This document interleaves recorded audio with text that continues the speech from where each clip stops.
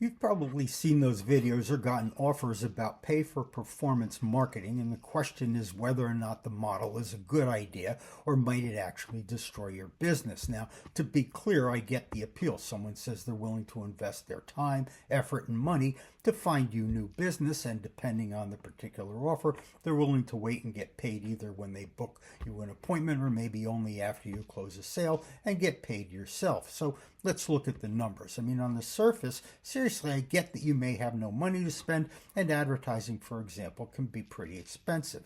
I also get that you may have the best product known to man. You've built the proverbial better mousetrap, or at least a better app. And so why wouldn't someone want to take it on if only people could hear about it? Who wouldn't buy? It makes you wonder, if someone comes along and offers to promote and sell it for free, what could go wrong? It turns out a lot.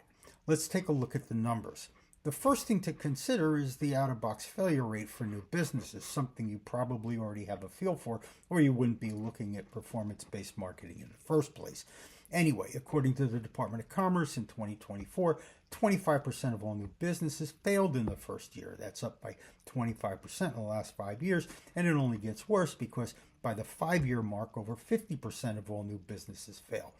But according to the Census Bureau, it's actually much worse. On average, about 5 million new businesses are started each year, and of them, fewer than 1.2 million ever pay any employee any money at all. And that includes the owner, which means an out-of-box failure rate that's closer to 75%. So now let's look at the problem from the perspective of the pay-for-performance marketing agency. We actually put a model together that we used when we were looking at offering it ourselves, which you see here, and the way it works is this. Let's assume for the moment that it costs a certain amount of money to advertise for one of these new businesses. Maybe build a website, push out some social media, maybe do some cold calling or email blasting. This is money that the agency is going to have to spend to find new business for you because their employees, if they have any, aren't going to work for free. Pick whatever number you want for the model, $50, $500, $5,000, doesn't matter, that the agency is going to have to spend to get your sales off the ground. We'll use $500. The next factor you need to consider is your sales margin. That is, what percent of your price is available to pay the agency if they're successful. Some people have a cost of goods sold they need to recover, and others have very little cost of fulfillment, so it might be 5% of your price, it might be 20% or 50%, whatever you think you can afford to pay for those sales. We're going to assume 20% in this run. Next, you have to assume that this agency isn't going to put all their eggs in one basket, of course, because that would be dumb.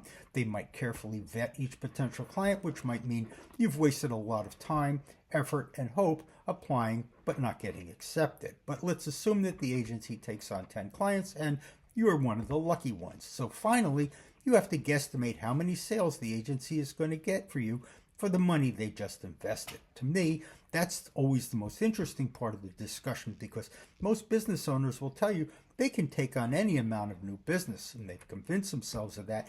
But the problem is, the real issue is that this isn't a decision you get to make. The real issue is, how many sales do you think the agency will close, given their marketing investment, before they move on to something better? And that's usually a really low number, because remember, they are investors first, not marketers. You're literally asking them to invest in your business without giving them equity, by the way. And so when something better comes along, you better believe they're going to dump you like last night's trash. And do you really think your opportunity is the best thing since sliced bread? Anyway, let's pick a number and see what happens. Let's say 3 sales. And so here are the results. For the 10 clients they take on, they invest an average of, say, $500 a piece for a total of $5,000. Optimistically, 20%, of which you may or may not be one, gets 3 sales each, for a total of $3,000 in revenue, which throws off $600 in sales margin. Assuming the clients get to keep 25% of it and the agency gets to keep 75% of it, the 3 clients get to split $75 in profit. For who knows how many man hours of knowledge transfer, how much in internal expense, and how many months of waiting for results. And the agency loses $4,550 for their generosity. Anyway, pay for performance may sound good, but it's really a suicide pact. Go Birds!